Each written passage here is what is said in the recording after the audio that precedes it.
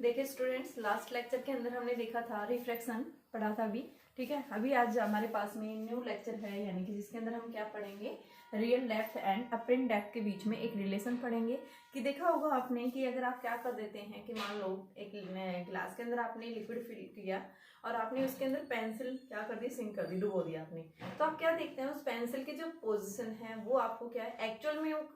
Real depth उसकी कुछ हो रहा है और वो आपको ऐसा लगता है थोड़ी सी ऊपर उठी हुई दिखाई देती है। सिमिलर आप क्या करते हैं कि मान लो एक कंटेनर है, कंटेनर में आपने क्या किया, एक सिक्का डाला, ठीक है। वो सिक्का जो है आपको ऐसे लगेगा कि बॉटम सरफेस से थोड़ा सा ऊपर राइज हो रखा है, ठीक है। यानी कि उसकी जो रियल डेप्थ कुछ हो रहा है और हमें दिखाई कुछ और दे रहा है। तो इन दोनों के बीच में जो रिलेशन आता है रियल डेप्थ और आपका अपरेंट डेप्थ, यानी ये जो पोजीशन चेंज हो रही है जिसको हम क्या बोलते हैं, अपरेंट डेप्थ बोल रहे हैं। तो इनके बीच में क्या रिलेशन है और हमें ऐसा क्यों फील होता है कि कोई भी ऑब्जेक्ट जब हम क्या कर रहे हैं, लिक्विड के अंदर क्या कर रहे हैं, डाल रहे हैं, तो वो हमें थोड़ा सा उसकी एक्चुअल पोजीशन से थोड़ा सा राइज ऊपर की तरफ उठी हुई दिखेगी। या फिर अगर हम क्या कर रहे हैं कि रेयर से डेंसर के अंदर देख रहे हैं, मान लो डेंसर के अंदर है, मान लो फिश है, फिश क्या करिए बाहर से किसी बर्ड को ऑब्जर्व कर दिया, तो वो भी क्या देखेगा, यानी उसकी जो बर्ड की एक्चुअल पोजीशन है उससे स्लाइटली थोड़ा सा डिफरेंट दिखती है, उसकी पोजीशन थोड़ी सी चेंज मिलती है। तो यानी हमें क्या देखना है कि ऐसा क्यों हो रहा है, क्या रीजन है और फिर इसके लिए क्या हम फॉर्मूला निकालेंगे। तो सबसे पहले बच्चों देखिए मेरे पास में आता है कि हमारे पास में मैंने यहाँ केस लिया है, एक जो है दो मीडियम्स लिए, मान लो यहाँ रेयर मीडियम है, एयर मान लिया रेयर मीडियम को, ठीक है, जिसका रिफ्रैक्टिव हमने न्यू वन को 1 मानेंगे। एयर है यहाँ पे मैंने मान लिया वाटर, ठीक है। इस वाटर को हम डेंसर मीडियम ले रहे हैं, तो कल मैंने बताया था कि किस मीडियम को हम रेयर कहते हैं, किस मीडियम को हम डेंसर बोलते हैं।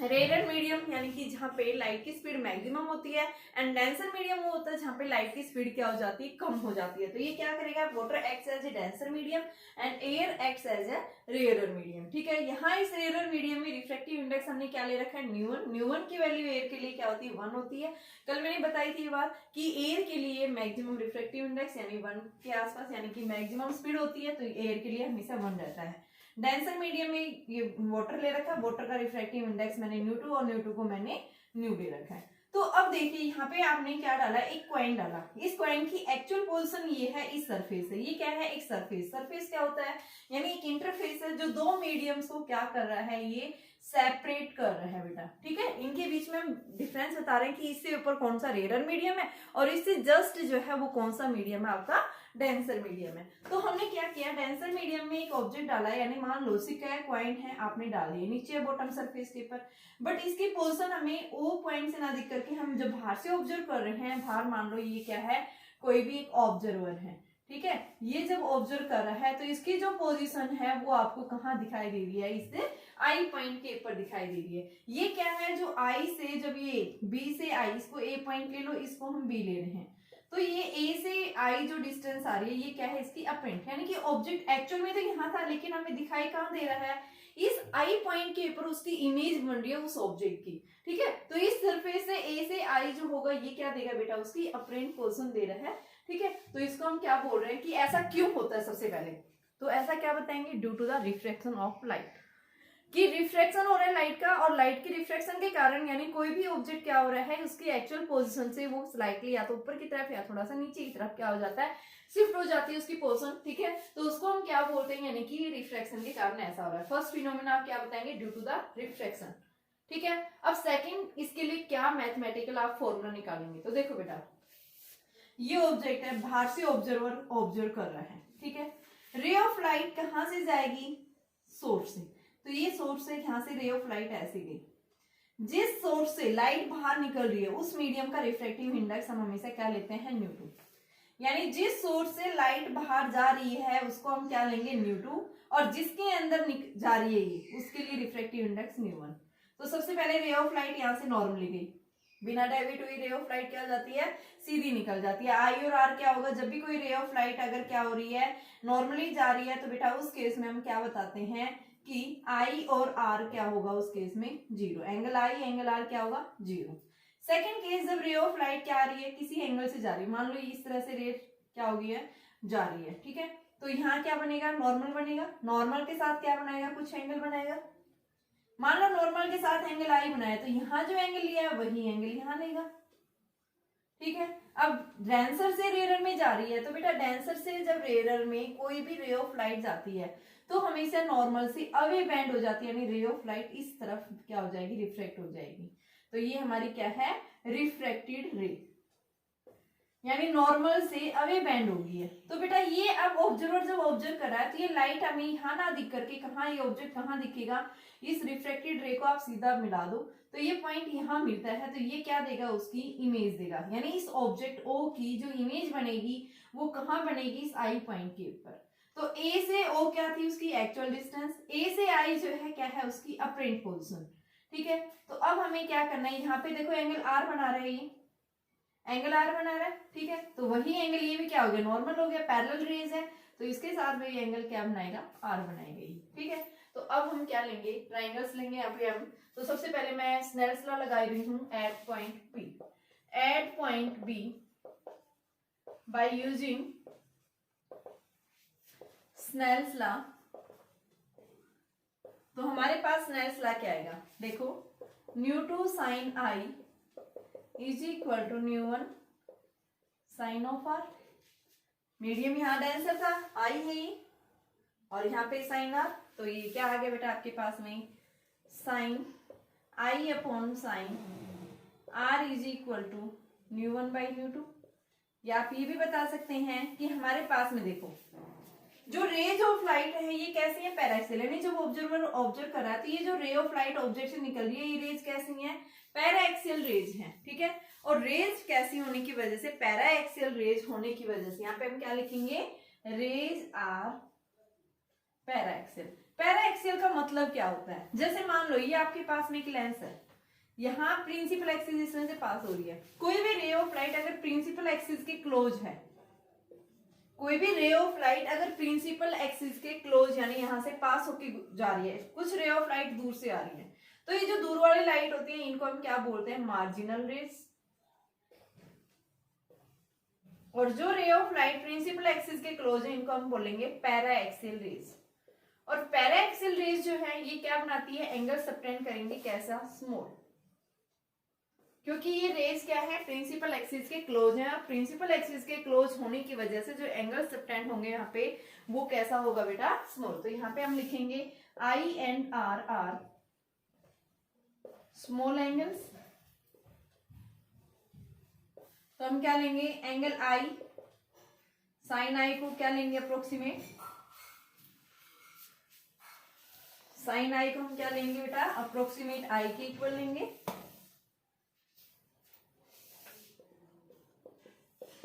और इसको हम क्या लिख देंगे,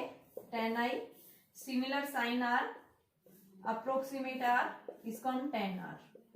तो हमारे पास क्या बनेगा,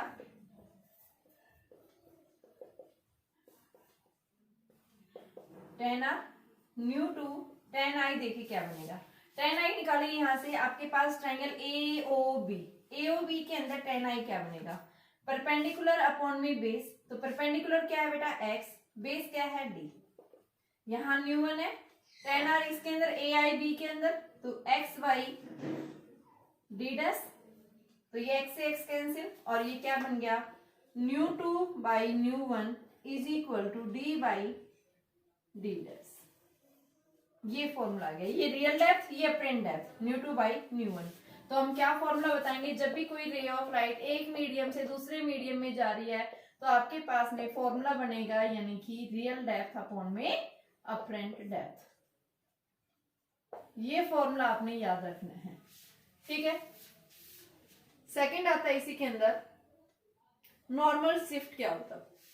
नॉर्मल शिफ्ट, देखिए यानी इन दोनों के बीच का जो डिफरेंस है, एक्चुअल डेप्थ और जो अपरेंट डेप्थ है, इन दोनों के बीच का जो डिफरेंस आएगा उस डिफरेंस को हम क्या बोलेंगे, नॉर्मल शिफ्ट। तो नॉर्मल शिफ्ट क्या होगा यहाँ पे,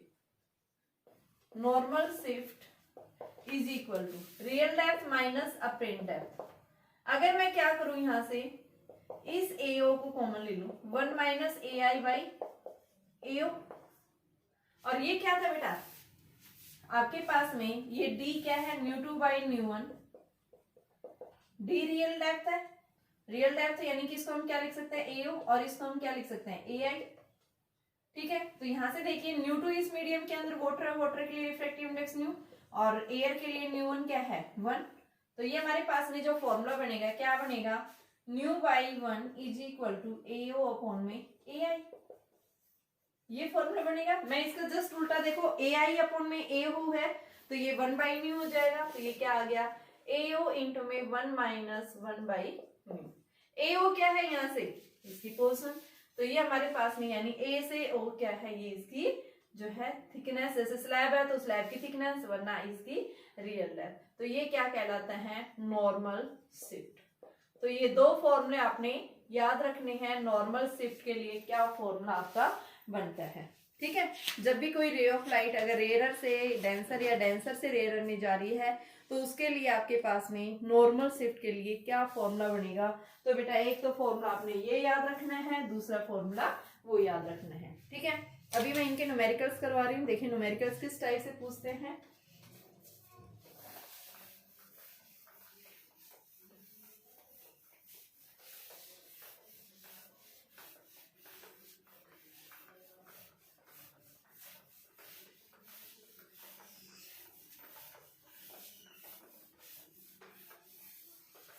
जैसे आपसे पूछा कि आपके पास में कोई भी एक मीडियम है, इस साइड क्या है वाटर, ऊपर क्या है एयर, यहां पे कोई एक बर्ड है, ठीक है, बर्ड इस सरफेस से 36 सेंटीमीटर की हाइट पे है, यहां पे नीचे क्या है एक फिश है, फिश है ये, मान लो ये फिश है, ठीक है। ये फिश जो है इस सरफेस से 24 सेंटीमीटर की डिस्टेंस पे, 24 सेंटीमीटर की डिस्टेंस पे वाटर है, यहाँ पे वाटर का रिफ्रैक्टिव इंडेक्स 4/3 है, न्यू 4/3, यहाँ न्यू 1 है एयर के लिए। क्या पूछा है, calculate the distance of fish observe by bird, कि calculate distance observe by fish, fish के द्वारा कितनी डिस्टेंस ऑब्जर्व की गई है, ठीक है। Observe by, calculate the distance of fish है बेटा, distance of fish observe by bird. Second part आता है calculate distance of bird observe by fish. दोनों चीज हमें निकालनी है। सबसे पहले हम देख रहे हैं बर्ड के द्वारा ऑब्जर्व की गई है, यानी रे ऑफ लाइट यहां से जाएगी, सबसे पहले नॉर्मली ऐसे गई, दूसरा अब यहां से रे ऑफ लाइट ऐसे जाएगी, रिफ्लेक्शन होगा, तो वही फॉर्मूला हम अप्लाई करेंगे, यानी कि mu two by mu one D by D dash, mu two क्या है यहाँ 4/3, न्यू1 क्या है 1 और डी कितना है 24, डी डैश हमें निकालना है, डी डैश क्या आ गया 24 इंटू 3/4, तो ये कितना आ गया 18 सेंटीमीटर, यानी 18 सेंटीमीटर जो बर्ड के द्वारा ऑब्जर्व किया गया, यानी कि इसकी पोजीशन ऊपर की तरफ शिफ्ट हो जाएगा ये। अब क्या कर रहा है, फिश बर्ड को ऑब्जर्व कर रहा है, तो इस केस में यहाँ क्वेश्चन क्या बन गया, सेकंड क्वेश्चन जो है, यानी कि डिस्टेंस जो बर्ड के द्वारा ऑब्जर्व, यानी कि फिश के द्वारा जो ऑब्जर्व किया गया है, ठीक है। तो इस केस में क्या हो जाएगा, तो देखो बेटा न्यू2 यहाँ पे हमने क्या पढ़ा था 4/3, न्यू1 हमारे पास क्या है 1 है, ठीक है। रे ऑफ लाइट क्या कर रही है आपके पास में, इस केस में हमें क्या निकालना है, इसकी डिस्टेंस निकालनी है, ठीक है। तो इस केस में देखो क्या है, अभी मैंने बताया था यहाँ से, यानी कि ये जो है फिश ऑब्जर्व कर रही है, तो ये डेंसर मीडियम रे ऑफ लाइट यहाँ से ऐसे जाएगी, तो यहाँ से हम क्या लेंगे न्यू2, अब ये लेंगे 1 और न्यू1 क्या हो जाएगा आपके पास यहाँ पे, इसका रिफ्रैक्टिव इंडेक्स 4/3, तो करो apply, mu two by mu one is equal to D by D dash, mu two कितना है 1 और ये कितना है 4/3, डी कितना है हमारे पास में, इसकी actual portion 36 upon d dash, तो डी डैश क्या आ गया 36 इंटू 4/3, तो ये 48, ये 48 आ गया, 48 यानी उसकी पोजीशन कहाँ, ये ऑब्जेक्ट यानी बर्ड जो है ये कितनी डिस्टेंस पे ऑब्जर्व होगा, यहाँ से यहाँ पे शिफ्ट हो जाएगा ये, ठीक है, ये 48 हो गई है, 48 ये होगी और नीचे 24 और दे रखा है, तो उसको टोटल कितनी होगी बेटा, यानी इसकी पोर्शन ऊपर की तरफ शिफ्ट हो गई है नीचे से जब देख रहा है, तो टोटल फिश से ये डिस्टेंस भी है 24 प्लस में 48, यानी टोटल क्या बताएंगे कि फिश के द्वारा observe distance observe by fish, distance observe by fish 48 plus 24 कितना आ गया ये 72 सेंटीमीटर, यानी 72 सेंटीमीटर के ऊपर उसको क्या दिखाई देगी, उसकी पोजीशन दिखाई देगी। ठीक है, अब एक क्वेश्चन और देखिए इसका, जैसे आपके पास में दिया हुआ है कि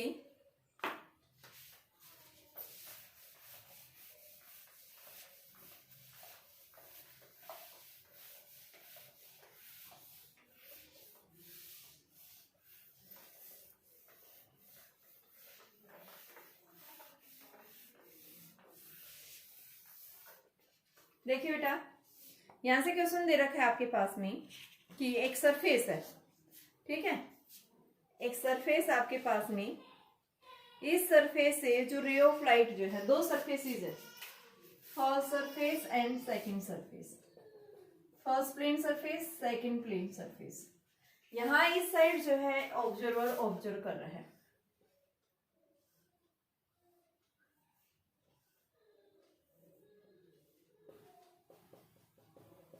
ये ऑब्जर्वर ऑब्जर्व कर रहा है इधर से, ठीक है, तो इसका न्यू 1 1.5, न्यू 2 1.5 एंड न्यू 3 2, तीन अलग अलग मीडियम्स है। यहाँ पे आपके पास में 20 सेंटीमीटर की दूरी के ऊपर ऑब्जेक्ट रखा हुआ है, फर्स्ट सरफेस में 20 सेंटीमीटर के ऊपर, ठीक है। क्या पूछा है यहाँ से कि कैलकुलेट,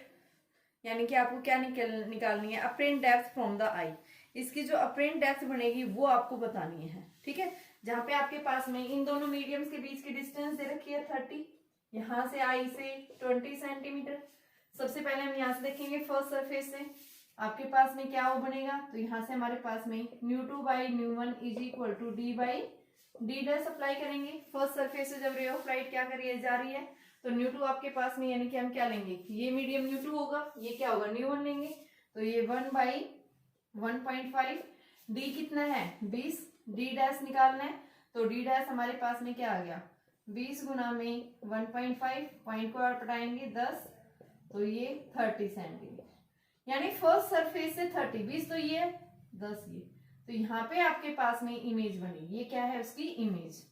अब बेटा क्या होगा सेकंड सरफेस के लिए, ये जो इमेज बनी है ये सेकंड के लिए क्या करेगा, ऑब्जेक्ट का काम करेगा, वर्चुअल ऑब्जेक्ट, तो second surface for second surface distance क्या होगी रियल 30 प्लस 30 यानी 60 सेंटीमीटर। अब यहां से रे ऑफ लाइट जा रही है उधर, तो इसमें 1.5 अपॉन में 2 is equal to 60 upon d dash, तो डी डैश हमारे पास में क्या आ जाएगा 60 इंटू 2 अपॉन 15, 1.5 है, इसका 10 मैंने इधर कर दिया, तो ये आपके पास में 80 सेंटीमीटर, यानी डी डैश जो बनेगा वो कहाँ पे जाएगा बेटा 80 सेंटीमीटर, ये हो गया, ठीक है, यानी इसे 60 है, इससे कहीं आगे जाएगी, ठीक है, और 80 प्लस आई के द्वारा, तो 80 प्लस 20 यानी 100 सेंटीमीटर ये आएगा, ठीक है, क्योंकि आई से पूछा अपरेंट डेप्थ, तो 80 तो इस सेकंड सरफेस से आ रही है, अब आई 20 सेंटीमीटर की डिस्टेंस पे वो रखी हुई है, तो 80 में हम क्या कर देंगे 20 ऐड कर देंगे, क्या आ जाएगा आपके पास में 100 सेंटीमीटर के ऊपर क्या बनेगी इसकी इमेज फॉर्म होगी, ठीक है।